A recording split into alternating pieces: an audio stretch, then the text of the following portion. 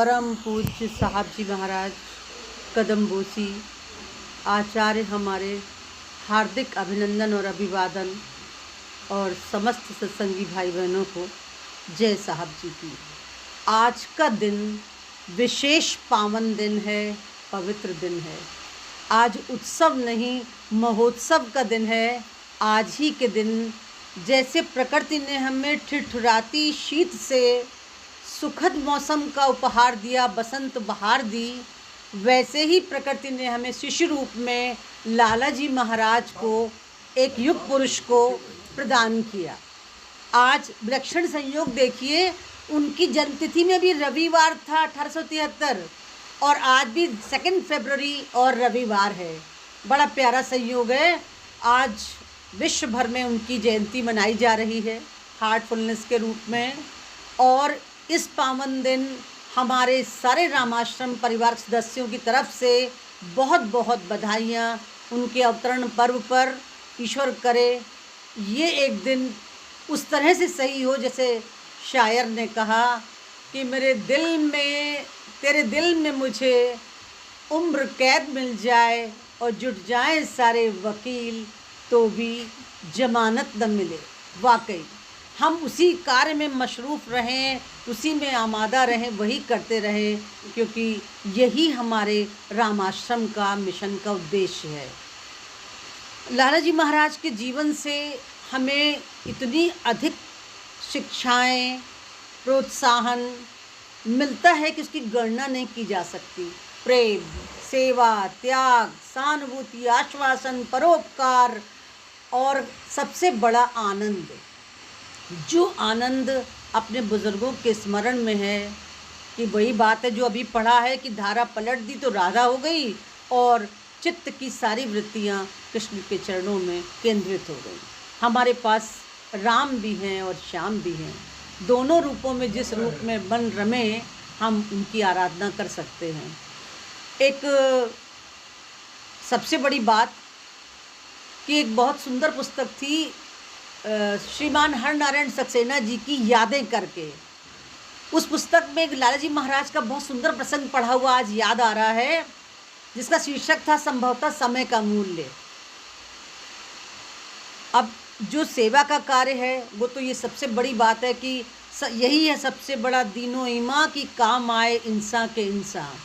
तो इस वाली सीख को, तमाम सीखों को अपने जीवन से आचरण में उतार के वो हमें चुपचाप सौंप गए।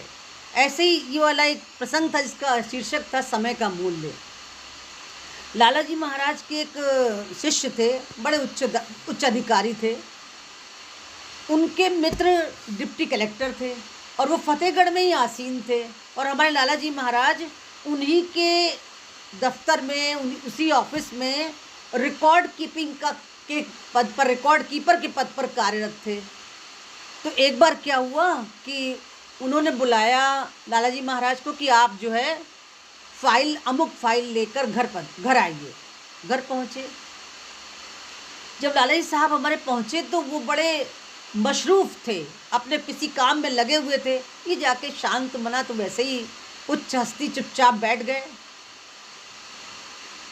कुछ देर बीती होगी कि उन्होंने फाइल चेक कर ली अपनी और इनको लौटाई, और लौटाते हुए कहा, अरे बड़ा आपका समय नष्ट हो गया, 2 घंटे बीत गए। लाला जी महाराज ने बहुत सादगी से, बहुत संक्षिप्त सा उत्तर दिया, मेरा कोई समय नष्ट नहीं होता। बस बात उठी, ख़त्म हो गई, साधारण सी बात लगी। वो फाइल लेकर चले गए। कुछ समय बाद वो श्रीमान हरनारायण सक्सेना जी से मिले, जिन्होंने यादें किताब लिखी है। तो उनसे मिलके तब तक हमारे लाला जी महाराज पर्दा कर चुके थे। वो तो पर्दा कर चुके थे, मगर उनकी सारी कारसाजियाँ, सारे करामातें सब बेपर्दा हो चुकी थी। सबको सब मालूम पड़ा।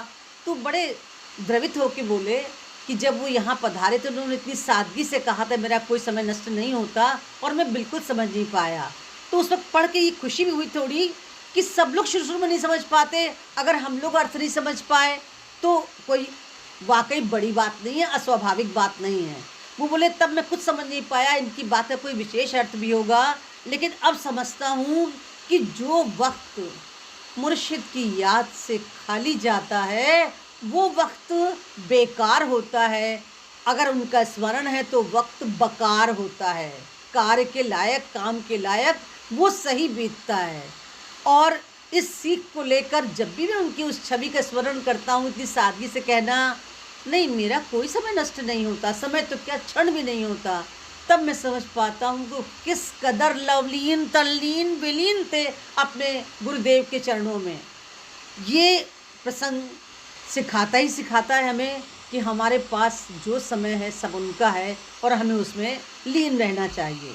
हम आपको याद दिला रहे हैं, गौर से सुनिएगा। एक ऐसा ही प्रसंग हमारे आदरणीय गोपाल भाई साहब ने सुनाया था। उनके कोई बॉस थे कपूर साहब, वो जब ऑफिस से बुलाते तो भाई साहब को बिठा देते और अपना अपना काम करते रहते। क्या पता कभी वो नाटक कर रहे हों, और वो करते भी थे, तो बस वो बैठे हैं, सब समय जा रहा है। गोपाल भाई साहब ने हमारे कहा साहब जी से कि ऐसा ऐसा करते हैं कपूर साहब। साहब जी बोले तुम ऐसा किया करो, जब वो बैठे रहा करो वहाँ तो राम राम कहा करो। अब देखिए आप, एक कितनी विलक्षण बात है कि कैसे हमारे सत्संग में रूहानी उसूलों की यकसरधार चली आ रही है। राम राम कौन हुए? हमारे गोपाल भाई साहब के सदगुरु ही तो हुए। उधर लालाजी महाराज भी सदगुरु का स्मरण कर रहे थे अपना, तो उन्होंने इतना अच्छा उनको पकड़ाया कि कहीं इधर उधर गुमराह ना हो, वो कहीं इधर और अपने गुरु का नाम जाप करें। हमारे मुर्शिद, हमारे पीर, हमारे अपने साहब जी, उनका भी वही नाम है। और उसके बाद वास्तव में उन्होंने बताया था यहाँ पर, अपने इस वक्तव्य को सुनाया था हम लोगों को कि उनकी जो एक तलखी थी, एक चिढ़ थी, वो कम हो गई। तो कितनी बात है कि अगर मुझे गुमराही से बचा लिया, और ऐसा बचाया कि अगर मैं गुमराह भी हूँ तो भटक कर उसी के चरणों में पहुँचूँ। तो जब याद करने लगे सारी पीड़ा मिट गई, क्योंकि जब हम याद करते हैं तो होता क्या है, उस पीड़ा को गुरुदेव सहन कर रहे होते, हमें मालूम ही नहीं पड़ता। लालाजी महाराज को मालूम ही नहीं पड़ा कि 2.5 घंटा गुजर गया है। वो तो उन्होंने टोका तब मालूम पड़ा, तो उन्होंने कहा कि नहीं हमारा कोई समय नष्ट नहीं होता। तो ये प्रैक्टिकल सीख देखिए आप, वही चीज़ आज शताब्दी बीत गई और रूहानी उसूलों के रूप में वही चला आ रहा है कि तुम राम राम जपा करो। और राम राम जप के एक तो सबसे बड़ा लाभ मिला कि गुरुदेव की दिव्य संगति में मन रहा, और दूसरी बात रहा सामने वाले का भला हुआ। कपूर साहब ने अंततो गत्वा अपनी वो हरकत बंद कर दी और वो एक सही मर्यादा वाली जगह पर अपना व्यवहार करने लगे।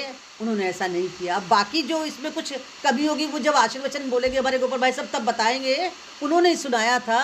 तो यही सुन के बड़ा सुंदर लगा कि देखिए जो बेसिक उसूल है वो सब एक जैसे चलते रहते हैं। हम उस छवि का स्मरण करें तो हमारा काम उससे ही चल जाता है।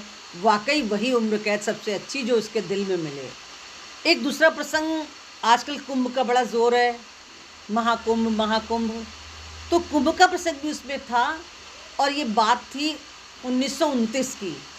1929 में इलाहाबाद में कुंभ लगा, और उसमें जो प्रबंधन करता थे वो बहुत से लालाजी महाराज के शिष्य थे, जो उच्च पद पर आसीन थे, उच्च पदाधिकारी थे।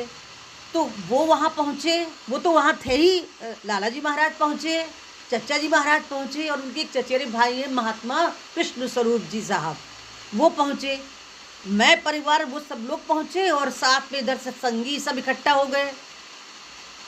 जब शामियाना लगा तो शामियाने में कुछ कट्टरपंथी शिष्य तो क्या करते, जाते त्रिवेणी में स्नान करने, और बाकी ये त्रिवेणी लालाजी महाराज, चचा जी महाराज, जो कृष्ण महात्मा कृष्ण स्वरूप जी की, उनका परिवार और सारे लोग बैठ जाते, ध्यान, सत्संग, वार्ता, भजन करते, और ऐसे गहन आनंद में डूब जाते। और वहीं शामियाने में लगे नल में नहाते, वो वहाँ जाते ही यही स्नान कर लेते, और यही बैठ के फिर उन चरणों में जहाँ त्रिवेणी साक्षात रहती है बैठ जाते। तो जब वो लौटते अपने मस्ती से वहाँ से, संगम से, तो उनके मुंह पर वो चमक, वो शांति, वो आनंद बिल्कुल नहीं था जो शामियाने में रह रहे लोगों के पास था। बड़ा उन्हें आश्चर्य होता, लेकिन वो अपने कट्टर अंधविश्वास और रूढ़िवादिता के कारण वही कुंभ में स्नान जारी रखते, वहीं जाते। यहाँ ये लोग सामने उन तीनों की त्रिवेणी बैठी है, उसी में वार्ता, ध्यान, सत्संग, भजन में ऐसे लीन हो जाते कि वास्तव में अगर कोई धर्म का हमारे सूफी मार्ग का कोई चरम सुख है तो उस सुख को प्राप्त करते। जब ये पढ़ा था तो तब भी यही लगा था कि सच्चा और वास्तविक कुंभ स्नान है अपने गुरुदेव के चरणों का स्मरण करना। वहाँ गंगा रहती है और गंगा क्या त्रिवेणी संगम ही रहता है पूरा। आप एक चीज़ देखिए, जब वो शरीर जो स्नान करके आया है त्रिवेणी में, वो शरीर तो अंत में यहीं पड़ा रह जाएगा तो मन ही वहाँ। अगर हमने ध्यान स्नान करते समय ध्यान कहीं और रखा तो मन थोड़ा स्नान कर रहा है, शरीर कर रहा है और उसको यही रहना है। परमात्मा प्रीतम के पास तो मन ही पहुँचेगा। तो वो मन इतना सुंदर आत्मिक स्नान करता था शामियाने में कि वो सब धन्य होते गए, वो साधना के ऊंचे मुकामों पर जाते गए और ये अपने इस विश्वास में वही काम करते रहे, लकीर का फ़कीर वाला। अब ये भी एक बहुत सुंदर बात याद आई अभी अपने सत्संग में। एक थे सिंह साहब, उन्हें सब लोग सिंह साहब कहते थे, इंजीनियर थे वो। उनकी बिटिया उमा एक बार हमारे पास आई, हमारे रईस भाई साहब आए हुए थे, उनसे मिलने आई। बहुत देर बैठी बात करते रहे सब लोग। जब उसको बातों में ये मालूम हुआ कि हम यहाँ से 30 किलोमीटर दूर बिठूर गंगा स्नान करने जाते हैं तो उसको बहुत आश्चर्य हुआ और उसने आश्चर्य में भर के कहा कि अरे राम, गंगा तुम्हारे घर आई हुई है और तुम गंगा जाती बिठूर स्नान कर रहे हैं, लो। और फिर वो हंसने लगी, क्योंकि उस समय जड़ बुद्धि थी और जड़ माया के प्रभाव में पूरी तरह थे, योग माया का दर्शन ही कभी नहीं किया था। तो उसकी बात सुन के कि कितना शुद्ध परिहास कर रही है, हंसी मजाक कर रही है। हम लोगों को भी हंसी आ गई जो हम चारों वहाँ बैठे हुए थे। भाई साहब ने हल्की सी स्मित के साथ बड़ी तिरछी नज़र से उसकी तरफ देखा, मानो कह रहे हो ये क्यों बता रही हो, क्यों सब वेद खोल रही हो।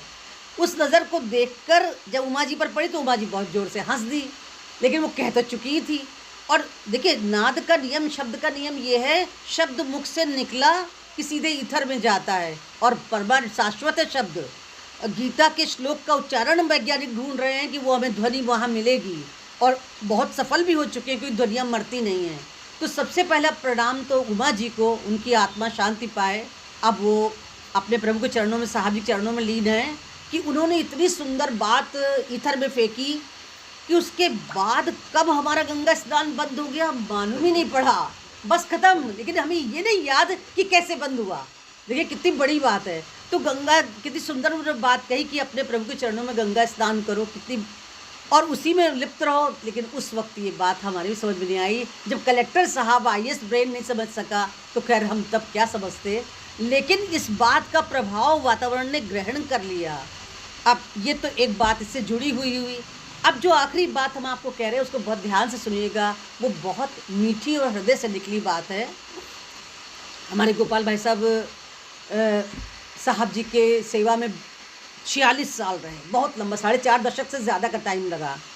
अब क्या हुआ, साहब जी के हृदय में बाबूजी साहब विराजमान हैं और जब वो सेवा में लगे तो उन्होंने, साहब जी ने हाथ पकड़ा, पुत्र माना, सब किया, वो दोनों उनके हृदय में विराजमान हो गए। तो हो गई ना त्रिवेणी। और फिर सबसे बड़ी बात, वो भाई साहब के दिए आसन पर बैठे हुए हैं, उस आसन में उन्होंने सब कुछ छोड़ दिया, क्योंकि वो जा रहे थे, उन्हें मालूम था कि वो अब उन्हें जाना है, अब प्रभु चरणों में लीन होना है। तो कितनी बड़ी त्रिवेणी उनके हृदय में समा गई। तो क्यों ना हम स्नान करते समय एक बार हृदय से उनका स्मरण करें। ये भी मुझे याद है, यहाँ बोला हुआ कि उन्होंने कहा था साहब जी से, मैं पूजा वूजा नहीं कराऊंगा, मुझे कुछ नहीं आता। बोले तुम बैठो तो पूजा तो मैं कराऊंगा। तो पूजा कराने में साहब जी बराबर वर्तमान रहते हैं, उनके हृदय में बाबूजी महाराज हैं।